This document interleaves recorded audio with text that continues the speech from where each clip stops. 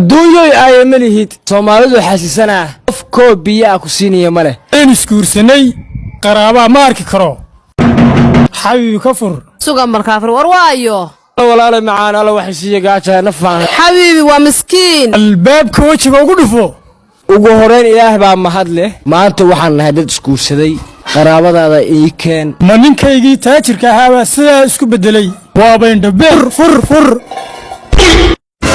walaalo waxa cunaysiya xabiibi yaa weeye xabiibi waa miskiin allah ma ilaah baa ii naxariistay ما مسكين بايمين هو حبيبي بورشانسي الله إله ما في بكرامي الحمد لله حبيبي محل أويسا حبيبي وحن لويا وانينك يهورو وايها قبطي نين مسكينو الباب كدفت أبا دارد إسماعيلو محل أويسا نيكي مسكيك أها واقع الباب كنيسة وقرقراعي وانيقا